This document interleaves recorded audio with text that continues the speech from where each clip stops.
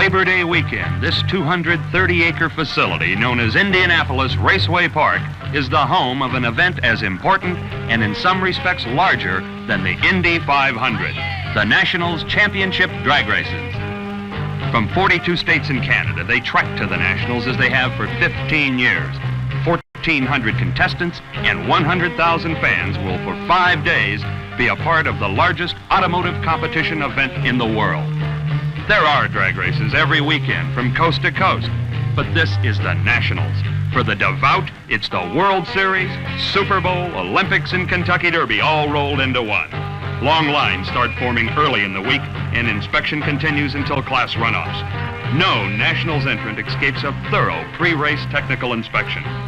There's 102 official classes of competition. The rules are explicit and enforced to the letter. With this volume, there is bound to be rejections and panic situations. What to do when you're 1,000 miles from home and the tech boss says changes must be made? Or the trailer that took such a beating getting you to Indy is going to need healing if it's to get you home. That's when the Hearst Safety Center looks as good as an oasis in the desert. Of the many contributions Hearst Performance is making to drag racing, the Hearst Safety Center at major NHRA events is probably the most appreciated by competitors. Staffed by over 30 Hearst-trained experts, this Hearst Aid Center can fill most any prescription. Cutting, welding, grinding, drilling, supplying a hard-to-find bolt or clamp, figuring out how to add a little weight to make just the right class.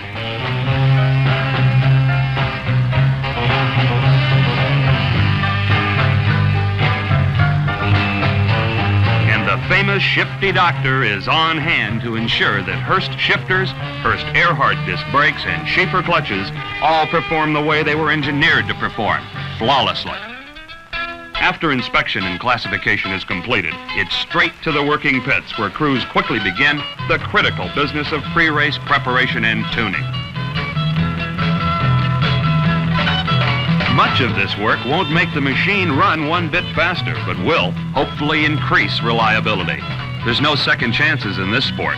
Just about any mechanical failure on the track means sure defeat. After an initial time trial run, most racers start making many changes in an effort to whittle down that elapsed time. Different gear ratios, ignition timing, carburetor jetting, tire pressure, and a bag full of other tricks. Of the 1,400 cars entered, only about 180 will qualify for final eliminations. At this point, everyone's mind is on winning that class or grabbing a low elapsed time to earn a guaranteed spot in the Labor Day Tournament of Champions.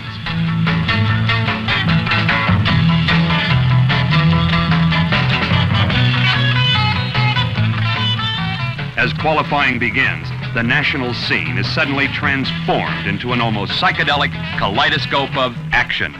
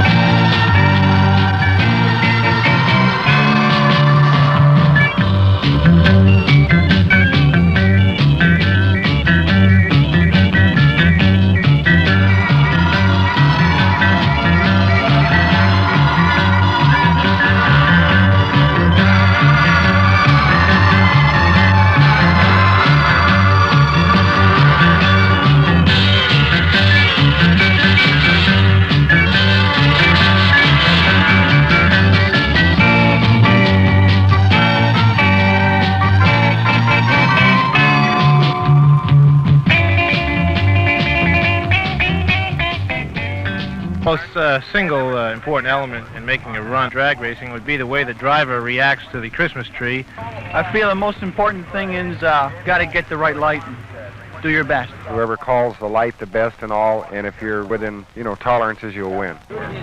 Move first and still have a green light. The most important element in racing would be your alertness. Be able to run 1/10 of a second under the record. That'd be the fastest you can run without running out of the bracket.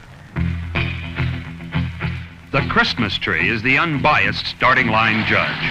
A countdown of second intervals gives drivers fair warning of the impending green. A too soon leave draws a red light and disqualification during eliminations. On the surface, driving a drag racing machine might seem as simple as a highway cruise. Not so. Staging and starting properly takes skill and uncanny reflexes. Throttle and clutch must be coordinated perfectly. Too much throttle and the tires spin freely in a smoky display of wasted horsepower. Too little horsepower and the engine bogs or sends its mount up into a nerve-shattering wheel stand, which could mean a stretch in Hearst aid for chassis repairs.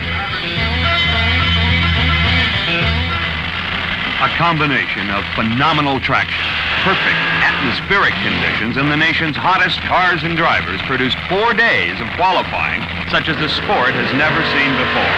As elapsed times dropped lower than the wildest predictions, more nitro was the battle cry, and huge doses of the potent nitromethane fuel got the job done. But not without heart-stopping engine explosions. Flaming supercharger explosions filled the air with debris on several occasions during the heat of qualifying.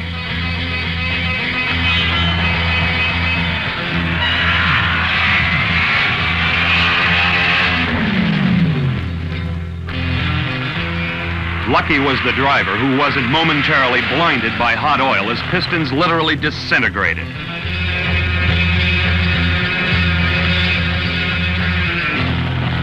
An alert starting line crew often spotted trouble before it happened. Control was difficult even for the most experienced driver. At the close of qualifying, the quickest field in history was assembled. 32 cars qualified between 6.43 and 6.73 seconds. The pit area was strewn with broken motors. The backbone of the sport and the Nationals is the stocker.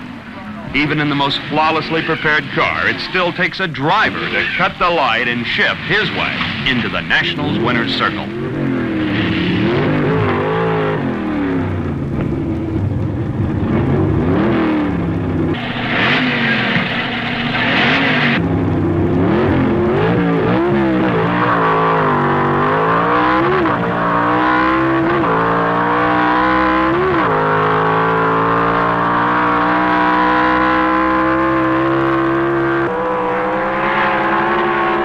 Many look like daily transportation cars. Plenty of hours and dollars have been devoted to their preparation. Of the hundreds entered, only class winners get a berth in the elimination finals.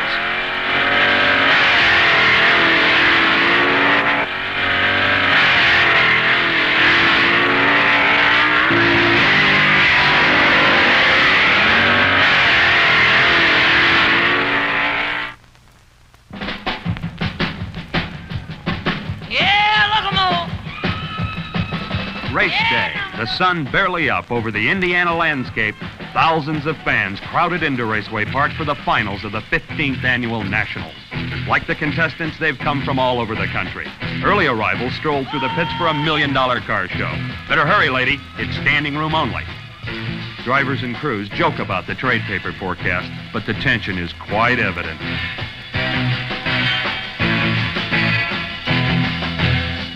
The pre-race parade shows off the top fuel qualifiers and some pretty girls. A publisher from Ohio. Horse breeders from Virginia. Miss Hearst Golden Shifter. The Nationals Queen. And even a king, Big Daddy Don Garlits himself. 7 national champions will be crowned this day. Outstanding race highlights leading to the finals demonstrate the type of action the fans have come to see. And Funny Car Eliminator had them up and cheering their favorites. That's Speed King Mickey Thompson pouring the traction-improving bleach down for driver Danny Ungaius.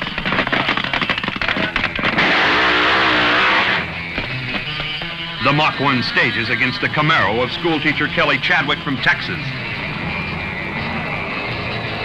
An anxious moment for trackside photographers as Chadwick narrowly misses the rail before shutting off. Ungaius flashes through in 7.38 seconds.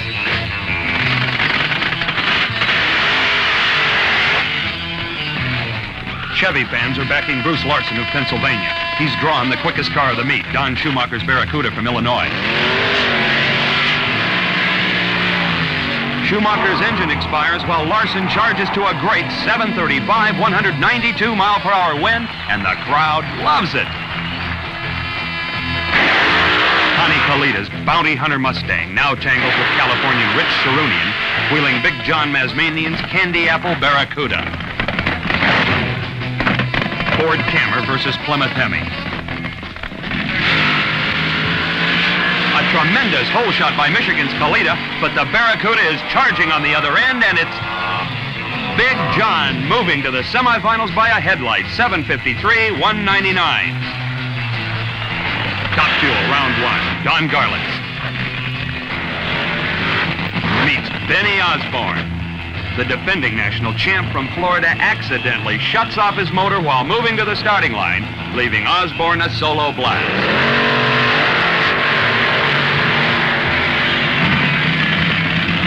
Bob Grease appears to have Larry Dixon covered at mid-course until a booming blower explosion cancels Reese's chances and almost sends him out of control. Dixon wins at 673.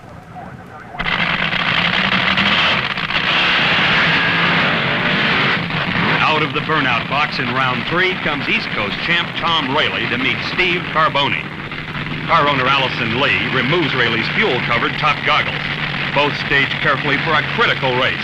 Carboni was runner-up at last year's event. This is the strongest national showing ever for the Lees and Rayleigh.